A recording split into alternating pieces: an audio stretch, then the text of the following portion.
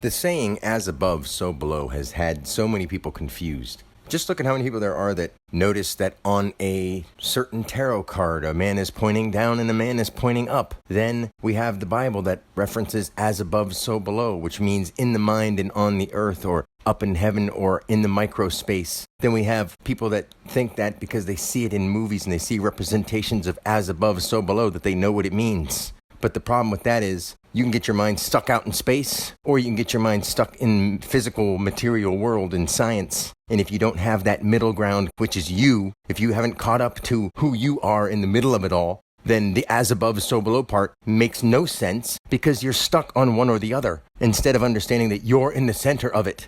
We're in the green part of the rainbow. We are the human being. Come on. I mean, it's really not that hard to understand. It's just that people want it to be harder because they don't want to realize that they were that easily confused from the time they were born. And if that isn't the case, then just ask yourself, do you like it when people do you wrong? And if the answer is yes, then never mind, I can't help you. But if you don't think it's wrong for other people to do you wrong, and you're not going to stand up for yourself, then what's the point of trying to help you? When you look around and you see things are being done wrong to you, and you're not doing anything about it, and you'll just accept it and say, well, that's the way it is. No, it's not.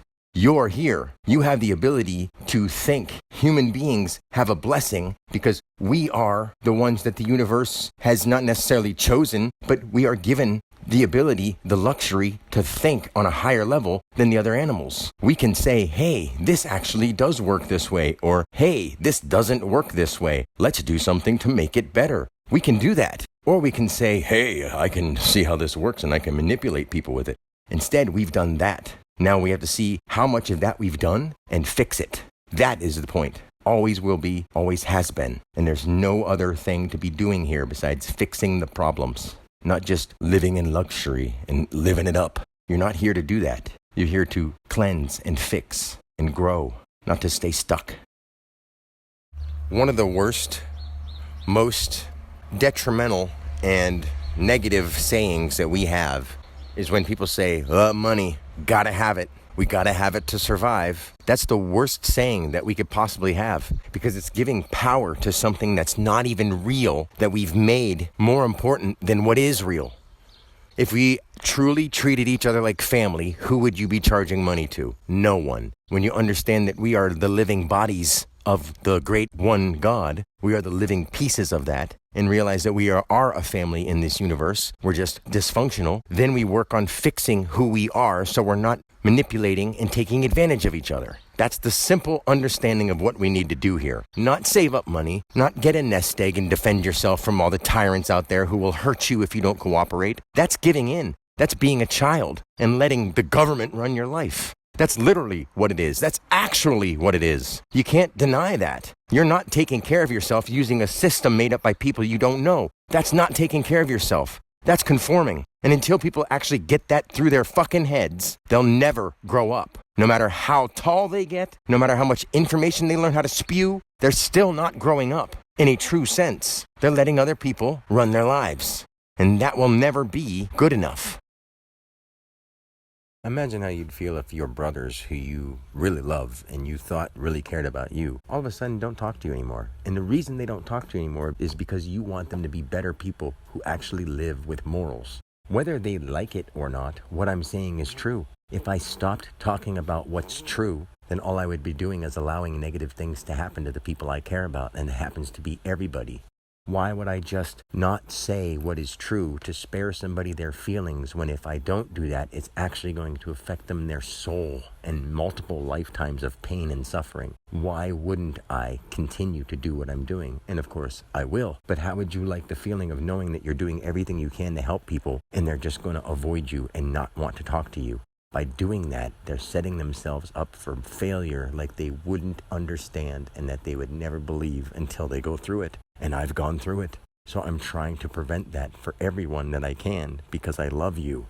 Is that okay? Is it not okay to love you and care about what's best for you? Because I do know what's best for you. And apparently you don't because you're not doing that. You're purposely hurting yourselves and your futures and your children by neglecting them and not teaching them more morals. That's what you're doing, and that's not okay. It doesn't matter if you're making a bunch of money. It doesn't matter if you have a whole bunch of stuff that you like doing. If it's not helping anything and setting your children up for failure and setting you up for more pain and suffering, wouldn't you want to fix it? Or would you want to avoid it and cope until you have to deal with it? Because by the time that happens, it's going to be 100 times worse. That's really what's going on. And I'm trying to help the people that I know as much as I can. And I'm trying to help strangers as much as I can. And what do I get for it? Nothing but hatred and avoidance from people. That's just great, isn't it? Imagine how you'd feel if that's what your family and friends did to you. That's what you were shown when something out of nowhere happened in their mind, but it was meant to happen. People need this now more than ever. And it's up to anyone else who hears what I'm saying to share this with others. What's really hard to try to get people to understand is something that shouldn't be so hard for them to gather and put together in their mind and say, oh, I can see why that's the issue. Well, what I'm saying is, how would you go about explaining to the people who've known you your whole life up until you have some kind of profound, true experience of enlightenment or God or creation, and then tell people that you know, such as your family, your dad, that you see visions. And when those visions are taking place, you know that they're real and they can be anywhere, not just on this planet, but just they can be anywhere, and they always end up being true. How do you tell somebody that knew you as a baby boy who they watched go through school and do this and do that and work jobs and have girlfriends? How do you go about telling somebody when they have actually seen some of it and have seen mystical, weird stuff come true in front of them, and then you've watched them sort of just shrug it off and go back to doing meaningless things that really don't have any substantial meaning in the world? They don't really do anything for anyone. They're just busy stuff that keeps you busy or distracted. Then trying to explain to people that internet or Wi-Fi or all the different stuff we have with telecommunication, those satellites can send signals anywhere, at any time, at lightning speed, right? Well, what if people realized that your light body, the energy body that you actually are, you're in it right now.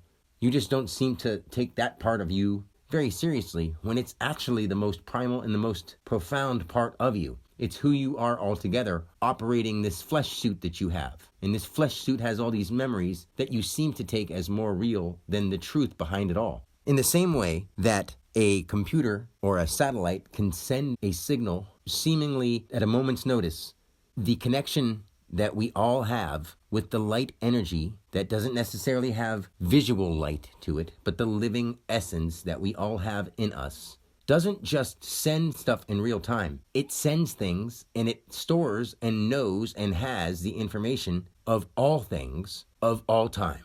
And when you have an open mind and you have a specific question or the desire to know what needs to be known, you can open up to it, but you have to have your body aligned and cleansed and in the right state for that. It's not just going to be something you trip and fall and boom, it happens to you. This was something I earned through real hard work in the world, through real trying and thinking I was doing the best I could, and then finding out in reality that I wasn't, and I thought I was, and I didn't know what the hell I was here for. And if there's really a reason, if there's really a God out there, I want to know what you want from me. That was the way I received this experience. And because I actually am telling you in detail as much as I can, that's how it happened. It wasn't some gruesome accident. It wasn't some lost in a coma for 6 years or something like that. It was literally me being open and clear-minded with a caring, open heart. And God showed me. And all these people out there who don't have an open heart, who don't have an open mind to listen to someone explain things that they have wrong, is obviously a spoiled person who wants to think that they're right. I don't think I'm right. I know that I'm right. And at the same time, it doesn't matter to me that I'm right. What matters to me is that the message is true. God is real, and that what I'm saying is right. It just happens to come through me. It doesn't matter to me that I'm right. It matters to me that what I'm saying will help the world I'm in. How is that something that people don't understand? Is it because deep down they know that they would be trying to get whatever they could out of people? Or is it because they really don't have the brain to comprehend the stuff that I'm putting in simple words for them? It gets so much deeper. But I can't even attempt to start talking about the deeper stuff until people actually wake up. Out there in the world, there's people who talk about being in contact with the Interstellar Alien Civilization Committee, and they transmit messages to me via the Planetary Space Council. Do you know how stupid that really sounds? Really, truly. All these people that are channeling Arctulians or channeling the Cryon, all this kind of stuff. Are you kidding me? Are you kidding me? You don't think that a person could use their creativity to talk about some of those things? I'm not saying that some of it isn't real. I'm also saying that most of it isn't, at least not in this cosmic space. As time goes on, you can be open mentally in your imaginative mind to a place where you're not keeping guard of your mind. And you're being creative and you're coming up with creative stuff. And your mind in that imaginative, creative state is open and not guarded. Ideas now come into your mind and you latch onto them. And they come from another time-space reality. And they can bleed into ours through your imagination. And through your imagination, now it will solidify because you were not only imagining, you were being creative. And you opened your creative mind. And God is creation. All things are part of creation. Even your imagination can then come true through you focusing on it and trying to bring it into light. So with people who are open in their creative and imaginative mind, they let in ideas outside themselves, into themselves, and sometimes, yes, sometimes, those things distort a person. And then they start being able to channel stuff that actually isn't real or holds no real value on this earth plane. I know that kind of stuff gets people going, huh? But if you listen to it a few times and really think about it, you'll understand that that's what happens. I'm showing you how the letters and the symbols and everything from the base level in the physical world work out. And you can compare those to the ways we speak and the things that we explain with those words and understand that they actually check out to be true. Whoa! I'm not saying it like that because I'm trying to be sarcastic or anything. It's just years and years of doing this gets frustrating. I'm going to leave it at that. Peace. Try to imagine this. When you have information stored on a floppy disk, and floppy disk computers are so ancient, nobody has one anymore. All they've got is one that has a microchip reader. So no matter what you do, you can somehow fandangle this disk and try to get something on this thing and shove it into the microdisc hole. No matter what you do, if you set the disk on top, the floppy disk on top of the microdisc reader, it's not going to do anything. But you can put them together, you can tape them all together in one package, you can do whatever you could, rub it on there, throw it at it real hard, whatever. No matter what you do, you're not going to get the information off the floppy disk into the microdisc drive so that you can read it properly with the right equipment. When we come into the world, we start off with the right equipment to understand nature completely. We cry because we're scared. Honest emotion. We act unknowing because we are unknowing, showing an obvious emotion. Because the world is not set in stone in that way. Of course, there's stones around us and those are set. But you know what I'm trying to say here. The world isn't anything where it has to be a certain way, ever. Things just play out through probability fields. And those probability fields are put into place through the actions we sow, that we put out, that we go and do carelessly, whether we get it or not.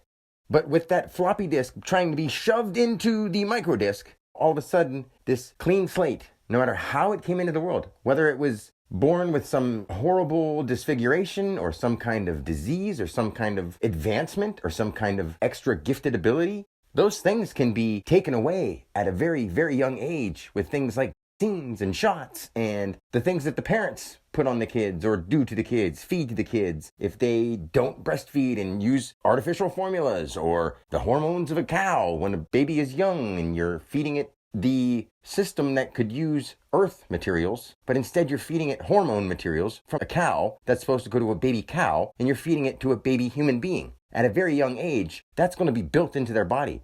Since they're going to probably most likely do that for a long, long, long time afterwards, that gets built into their body. Now, as a person, they know they're different than those things. They feel that they've got to have those things because their body has put an attachment to it. It doesn't mean that you can't be pure and go back to nature things. But as you go back to the nature minerals, sunlight, and actual earth materials that didn't get siphoned through a body, your body starts rejecting it because you're so used to what you craved. And you can't even fight off the idea of what you've craved. You put the wrong stuff in the wrong system. Now the system is demanding the wrong stuff. In order to fix that, you've got to be willing to go through sacrifices. And sometimes people will actually get hurt because they've done so much wrong to their body already that if they try to go back, the transition going back may kill them.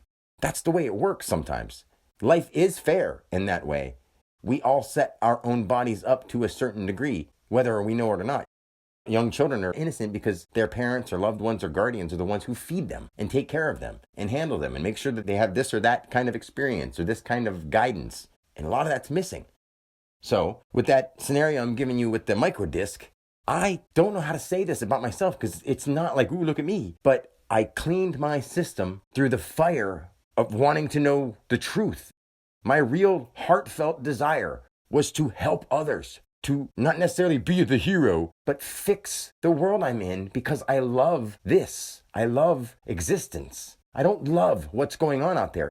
And because the true care in my heart and soul with everything I have, that love is so strong, I want what's best for everyone, not just me, not just the people I know. Because I know and remember that this whole thing is one big body, and I am that. But I have to act like less than that so people accept me. I get it.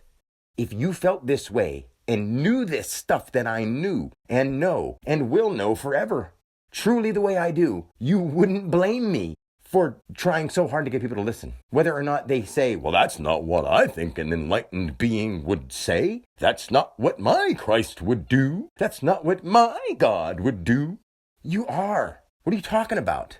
That's just you saying that's not what you would do. Or that's not what you would expect some knight in shining armor or creator of all creators has something specifically designed for you. No, you're doing it right now. Setting yourself up for it or allowing others to do it to you every moment of every day. That's all everyone is doing. No one has it better or worse. Those are just scenarios in your heads and comparisons. And yes, sometimes they are physically, one person has it easy, another person's having a horrible time. That's true. But we can help each other fix all of our issues if we start focusing, really using our minds and hearts and souls and really thinking about what we're doing, not just doing what we always have. Or what we've been told to, when we know it can be better. We know we can do better. We can't go, it's too late now. Whoa.